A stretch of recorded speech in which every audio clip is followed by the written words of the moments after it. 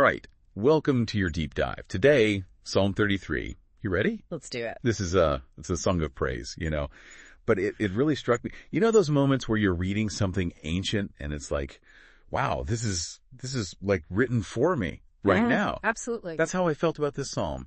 It talks about power and trust and hope and like where to find those things when the world feels kind of crazy. Yeah, and that's woven throughout, but it hits you right away, right? Like right off the bat in the first few verses 1-3, this powerful call to praise. Right, but it's not just like sing a hymn. No, it's active. It's joyful. Yeah. It's like celebrate.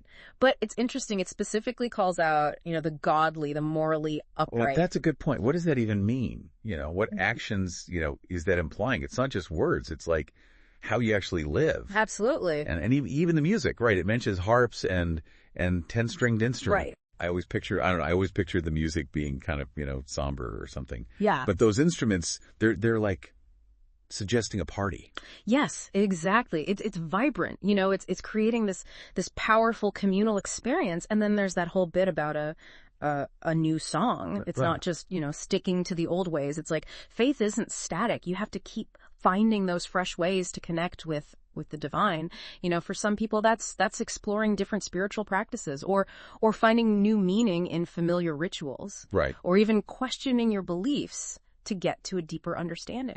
Yeah, it definitely challenges us to not let our faith get stale. Yeah. To keep it evolving. Yeah. So, okay, we've got this call to celebrate, to actively praise, but why? Why this God? What makes him worthy of all this? Yeah, good question. And the psalm kind of lays it out, lists these reasons for praise. And one of the big ones is this creative power. Like verses 6 and 9, they describe creation with this incredibly poetic language. God spoke and it came into existence. It's just so simple, but so powerful. And to think that imagery, it's had such a huge impact, right? Like on art, on literature, on how we understand the whole universe. Yeah. And for centuries. Absolutely, yeah. And then there's that line about God, like frustrating the decisions of the nations. I got to be honest, that one, it makes me a little uncomfortable. Like, isn't that kind of messing with free will a little bit? It's a tough one for sure. But I think maybe, maybe think of it like this. Have you ever had a plan like completely blow up? Like a job falls through or a relationship ends out of the blue. Maybe this psalm is offering, a different way to look at those events. It's not that they're just random things happening, but maybe it's part of a bigger plan, a divine plan that we just, we can't fully see.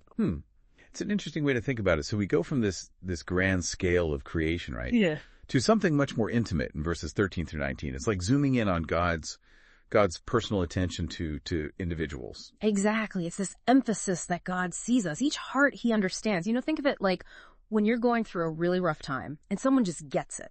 Yeah. They really see your pain. They acknowledge it. That feeling of being seen, understood, that's powerful stuff. Oh, yeah. I remember when I lost my job a few years back, feeling so lost, so alone. And what really helped was a friend who just listened.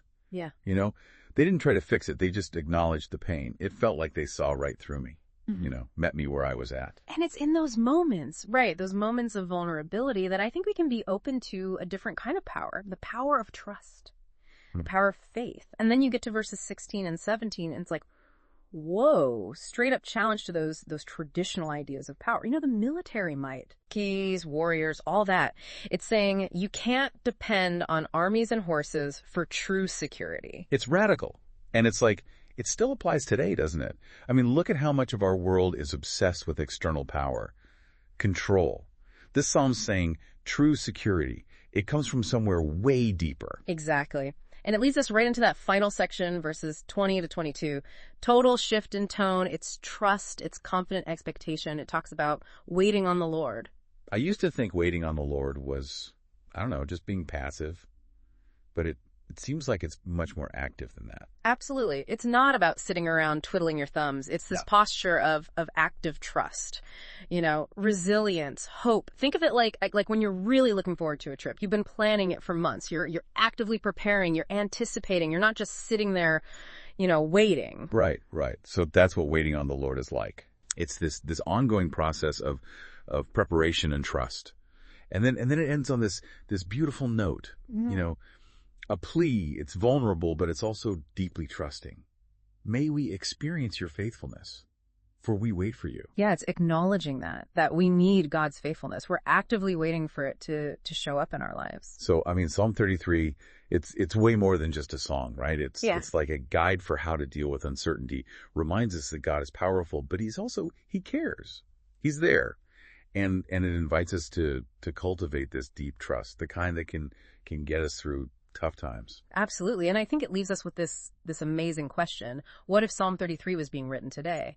What would our new song be? What are the experiences, the challenges that are shaping, how we express our praise, our trust, our hope? I think that's something worth thinking about. It is. All right. That's our deep dive. Until next time. Until next time.